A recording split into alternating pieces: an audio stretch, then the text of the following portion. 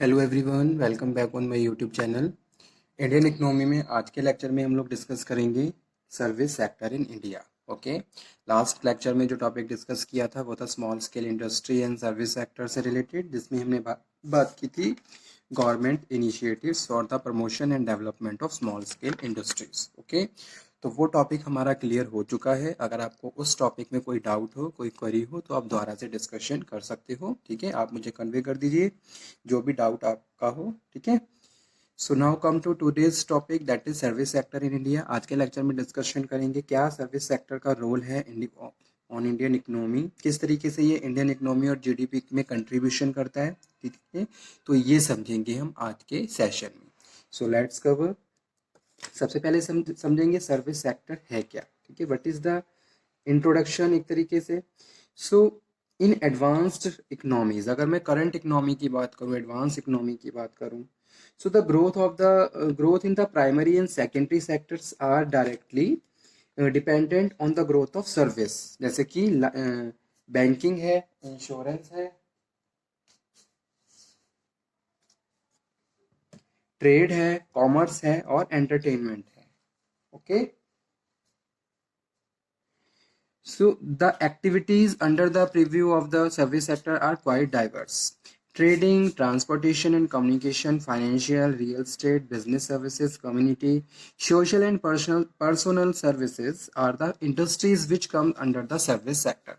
तो ये सब सर्विस सेक्टर्स में आती हैं सर्विसेज, जितने भी अभी मैंने नाम लिए हैं जो कि रिलेटेड है बैंकिंग से रिलेटेड हो, या फिर कम्युनिकेशन से रिलेटेड हो, या फिर इंश्योरेंस से रिलेटेड हो, कॉमर्स से रिलेटेड हो, ट्रांसपोर्टेशन से रिलेटेड हो। Okay, so the service sector play very important and significant role in the growth and development of the Indian economy. Indian economy की बात करता हूं तो इंडियन इकोनॉमी में एक मेजर एंड ग्रेट कंट्रीब्यूशन है सर्विस सेक्टर्स का। सर्विस सेक्टर्स ने जीडीपी में जो कंट्रीब्यूशन दिया है, so the sector contribute around 60% of the GDP. Okay, so in alignment with the global trend, Indian service sector has witnessed a major boom and is one of the major contributor to the both employment and national income. तो employment के लिए और national income के लिए जो service sector है उसका एक मेजर कंट्रीब्यूशन है, अगर मैं इंडियन इकोनॉमी की बात करता हूँ। ठीक है, क्योंकि सर्विस सेक्टर से बहुत सारी जॉब अपॉर्चुनिटीज क्रिएट हो रही हैं। ठीक है, नेशनल इनकम बढ़ रही है। तो ये सारे क्या है, ऐसे फैक्टर्स हैं जो हमारी इकोनॉमी पे एक पॉजिटिव इफेक्ट डाल रहे हैं। इससे हमारी इकोनॉमी और ज़्यादा बूम अप हो रही है और ज़्यादा बूस्टअप हो रही है। ठीक है, तो वही चीज़ यहाँ पे हम डिस्कस कर रहे हैं। So, the Indian service industry has emerged as one of the largest and fastest growing sector of the global level, with the time making substantial and significant contribution toward the global output and the employment. Okay. India क्या है, India एक second largest populated country है। तो ऐसे में India major problem जो है वो क्या है, अनएम्प्लॉयमेंट की है। लेकिन सर्विस सेक्टर ने क्या करा, इस तरीके की प्रॉब्लम्स को कवर अप किया और number of job opportunities provide की। इससे हमारी कंपनी की, कंट्री की जो इकोनॉमिक कंडीशन है वो और इम्प्रूव हुई। तो वही चीज़ यहाँ पे हम डिस्कस कर रहे हैं। Indian service segment comprise a wide range of activities, जैसे कि ट्रेडिंग है, ट्रांसपोर्टेशन है, कम्युनिकेशन है, financial, business services, social and personal services. ठीक है, so major industries in service sector in India, कौन कौन सी मेजर इंडस्ट्रीज हैं in advance economy?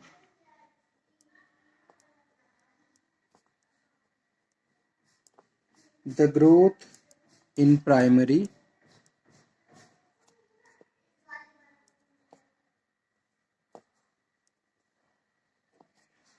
and secondary sector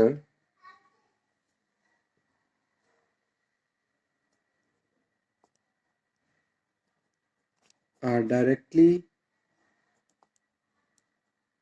dependent on growth of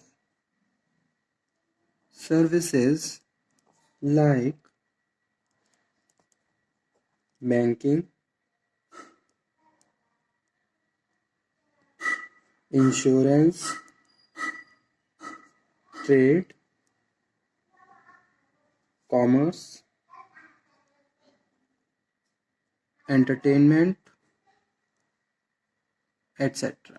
ठीक है, now major industries in service sector in India. Okay.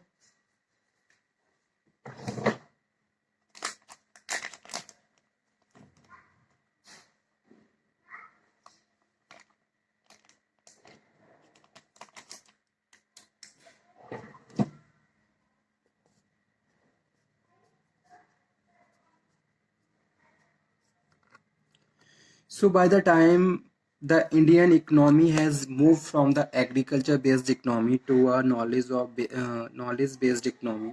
Okay. अगर मैं पास्ट टाइम की बात करूं और वैसे भी अगर मैं करंट में भी बात कर रहा हूं, तो जो इंडिया की जो इकोनॉमी है वो एग्रो बेस्ड इकोनॉमी है। जैसे कि हमें पता ही है मैक्सिमम पॉपुलेशन क्या है, एग्रीकल्चर पे डिपेंड करती है। ठीक है, so now days economy today the IT industry and the ITES industry are the leading industry in the service sector. अगर मैं सर्विस सेक्टर की बात कर रहा हूँ तो जो IT इंडस्ट्रीज है इनका मेजर कंट्रीब्यूशंस है। ठीक है, media and entertainment has also seen greater impact growth in the past few years. So after liberalization and the information technology industry has achieved phenomenal growth. ठीक है, जैसे कि लिबरलाइजेशन हुआ और आईटी इंफ्रास्ट्रक्चर यानी कि information and communication technology infrastructure strong हुआ, तो उसका एक पॉजिटिव इम्पैक्ट पड़ा हमारी इकोनॉमी पे। ठीक है, और सर्विस सेक्टर्स और ज़्यादा इम्प्रूव हुए। So the India industries has perform exceedingly well amidst of global competitions. Okay, तो सबसे पहला जो फर्स्ट सर्विस सेक्टर है वो है ITES सेक्टर, ITES सेक्टर। ठीक है, सो ITES sector has adopted the global change in India positively that help it to emerge one of the prominent industry in the India. Okay, IT and ITES industries in India has today become a growth engine of the economy. तो ये आज के समय क्या है, growth engine की तरह काम कर रहे हैं। जैसे जैसे कि एक इंजन क्या होता है, पूरी ट्रेन को खींच के ले जाता है, इसी तरीके से आईटी और जितनी भी ये सर्विसेज सेक्टर्स हैं इंडियन इकोनॉमी में मेजर रोल प्ले कर रहे हैं। ठीक है, and contributing substantially to increase the GDP. तो इससे क्या हो रहा है, जीडीपी बढ़ रहा है, अर्बन एम्प्लॉयमेंट, एक्सपोर्ट बढ़ रहा है to achieve the vision of the powerful and self reliant country. Indian firms और ज़्यादा इंप्रूव हो रही हैं, न्यू टेक्नोलॉजी को अडॉप्ट करके हम अपने मॉडर्नाइजेशंस कर रहे हैं, अर्बनाइजेशंस को फॉलो किया जा रहा है। ठीक है, so the Indian manufacturing sector has the highest IT spending follow by the automotive, chemicals and consumer product industries. Okay, so some of the services covered by the ITS industry जैसे कि है customer interaction service, back office, revenue accounting, data entry, data conversion, HR services, medical content development, animations, remote education, market research. ठीक है, second जो है वो है retail services, retail sector. Prior to the liberalization, India had one of the most underdeveloped retailer sector in the world. ठीक है, but the scenario changed after the liberalization. A dramatic change in the retail sector was often to the liberalizations. ठीक है, तो एक बहुत ज़्यादा major changes देखने को मिले लिबरलाइजेशंस के बाद। जैसे कि लिबरलाइजेशन का कॉन्सेप्ट एक्सेप्ट किया, तो उसमें उसके बाद जो रिजल्ट आए वो बहुत ज़्यादा सीमफुल थे, बहुत ज़्यादा objectively थे। Organized retailing with the prominence on the self-service and the chain store of the change in the dynamic retailing. In the most of the tier, first and second cities, supermarket chain mushroomed, catering to the need to a vibrant middle class. ठीक है, तो इस तरीके के changes आए retail sectors के through.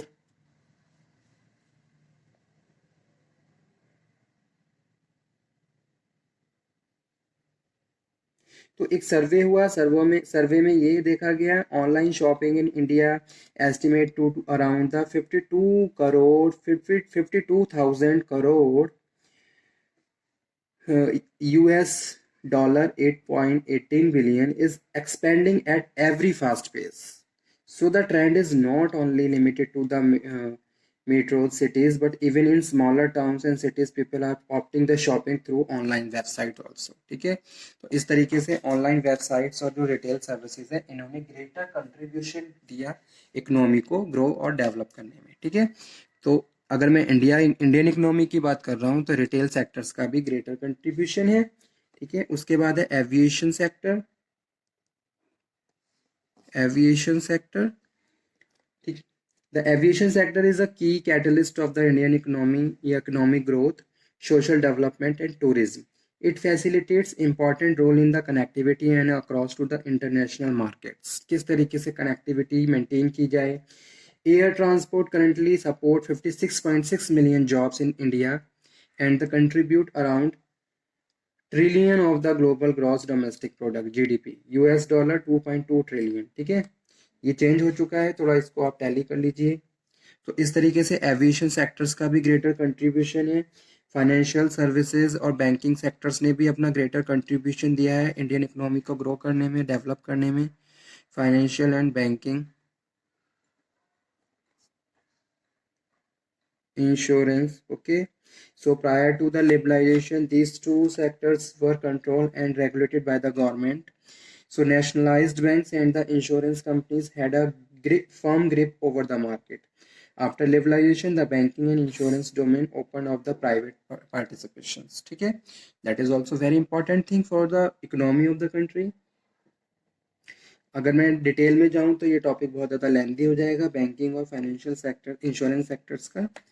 ठीक है, उसके बाद नेक्स्ट है टेलीकॉम सेक्टर. जैसा कि हमें पता ही है, as we know prior we have discussed about it. According to the study India has recorded 55.48 crore mobile users. ये कुछ पास्ट का डेटा है. ठीक है, so India mobile landscape in 2013, ये 2013 की बात कर रहा हूँ मैं. तो अभी करंट के हिसाब से इसको आप थोड़ा टैली कर लीजिए. लेकिन जो मेन जो ऑब्जेक्टिव है वो यही बताना है कि भाई जो टेलीकॉम सेक्टर है इसने भी क्या है इंडियन सर्विस सेक्टर्स में ग्रेटर कंट्रीब्यूशन दिया. उसके बाद नेक्स्ट नंबर पे है हेल्थ सेक्टर. तो ये सारे इंपॉर्टेंट सर्विस सेक्टर्स हैं जो इंडियन इकोनॉमी को एक फास्ट पेस की तरह आगे ले जा रहे हैं. ठीक है, so okay student, thank you very much. आज हमारा ये टॉपिक फिनिश हो गया है, small scale industry and service sector in India. अब पूरे टॉपिक में आप एक बार दोबारा से लेक्चर अटेंड करिए, पढ़िए, और कोई भी डाउट हो तो दोबारा से डिस्कशन कर सकते हो. ठीक है, नेक्स्ट लेक्चर में हम फिर से मिलेंगे, बात करेंगे इंडियन इकोनॉमी के एक नए टॉपिक पे. तब तक आप ये पढ़िए. Stay healthy, stay motivated. Thank you very much.